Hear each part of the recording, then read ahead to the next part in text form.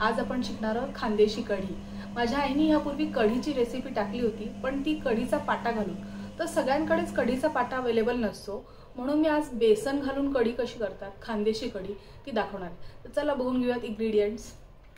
खानदेशी कढी दही आणि बेसन घालून बनवण्याकरता आपल्याला लागणार आहे 1 वाटी दही। मी हे दही मडक्यात लावलेलं आहे, त्यामुळे कमी आंबट आहे। काही काही लोकांना आंबट कढी आवडते तर ते आंबट दही करू शकतात। आणि बेसन 2 चमचे, आलं लसूण पेस्ट, मसाल्यांमध्ये लागणारे दगडफूल 2-3 मिरे, 2-3 लवंगा, हिरवी मिरची, लसूण फोडणी करता, कोथिंबीर, धणे जिरे पावडर, हळद। आता आधी आपल्याला हे दही जे आहे हे एका बाउलमध्ये घेऊन बीट करून घ्यायचे। तुम्हाला जर वाटत असेल की बीटरने एकदम एकजीव होत नाहीये तर ते तुम्ही मिक्सरमध्ये पण करू शकता। मिक्सरमध्ये जास्त चांगलं एकजीव होतं। मी बीटरने करतो आणि काय हरकत नाही, त्याच्यातही छानच होतं। बीट करून घ्यायचं मस्तपैकी। हे बघा मस्त दही बीट झालेलं आहे। आता या दह्यामध्ये आपल्याला टाकायचं आहे बेसन। बेसन परत कमी जास्त करू शकता। आता माझं दही जास्त आंबट नाहीये, त्यामुळे मी थोडंसंच टाकते आहे। आंबट दही असेल आणि पातळ कढी करायची असेल ना तर भरपूर बेसन टाकलं तरी चालण्यासारखं आहे। कालून घ्यायचं आहे, त्याच्यामध्ये थोडीशी आलं लसूण पेस्ट टाकायची, अगदी किंचितचं धणे जिरे पावडर आणि हळदीचं असं एखाद्याला पिवळी कढी आवडत असेल ना तर हळद टाकायची। पण आपण जर पांढरी, आता खानदेशात बहुतांश घरी पांढरी कढी केली जाते, त्याच्यासाठी काही लागत नाही। आता ही मस्त एकजीव करते आहे। असं पाणी घालून पण कालून घेऊयात, मस्त ताक करूयात त्याचं छान।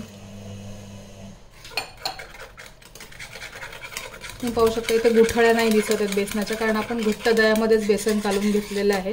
पातळ करून ताक त्याच्यात जर कालवलं ना तर गुठळ्या मोडत बसायला लागतात। मग आपण दह्यातच मस्त कालून घ्यायचं आणि मग नंतर पाणी घालून ते पाहिजे तेवढं पातळ करायचं। तर आता फोडणीची तयारी करूयात आणि फोडणी देऊयात त्या दह्याला। मी इथे एका पातेल्यामध्ये तूप तापत ठेवलेलं आहे। आपण तेल किंवा तूप काहीही घेऊ शकतो।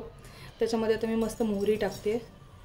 मोहरी तडतडली की आपलं दगडफूल, जिरं, मिरे आणि लवंगा आपण टाकून घ्यायचे आहेत।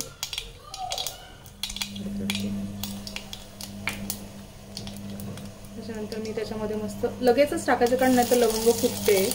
तर त्याच्यामध्ये आपण लसूण टाकायचं। जास्त लसणाच्या पाकळ्या मी घेतल्या नाहीत, कारण आपण लसूण आल्याची पेस्ट दह्यामध्ये कालवली आहे मगाशी। थोडासाच लसूण घ्यायचा आहे, उग्र होते नाही।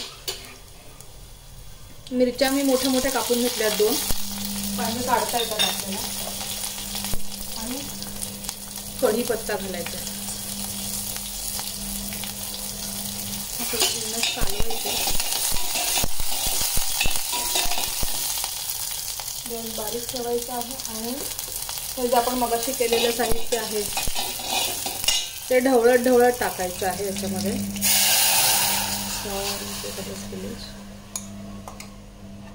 आणि हे मस्त हलवून घ्यायचंय।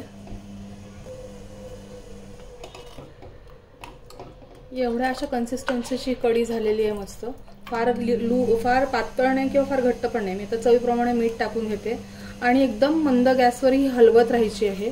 दह्याची कढी असल्यामुळे मोठा गॅस करायचा नाहीये आणि हलवायचे सोडायचं नाही, मध्ये मध्ये हलवत राहायची, नाही तर ती कढी फुटते आणि मग ती थंड झाली ना की दही खाली बसतं आणि पाणी वर येतं।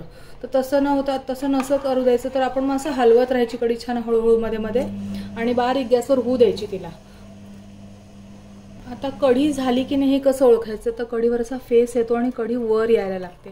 तर त्याला बुडबुड्या वगैरे नाहीत, कारण आपण बारीक गॅसवर करतो ना, उकळी वगैरे नाही येणार। पण हे बघा आता तुम्ही जळून बघत असाल तर थोडंसं फेस यायला सुरुवात झाली आणि कढी वर येते बॉईल होऊन। हे बघा असं काही एकत्र येत आहे चारी बाजूनी आणि वर येते।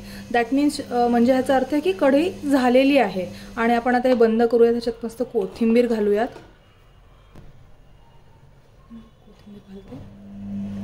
आणि खाण्यासाठी आपली कढी रेडी आहे। मी गॅस बंद करते। एकदम छान लागते भाताबरोबर। भाकरी चुरून खातात आमच्या गावाला कढी भाकरी। तुम्हीही करून पहा आणि मला सांगा कशी झाली आहे। थँक्यू।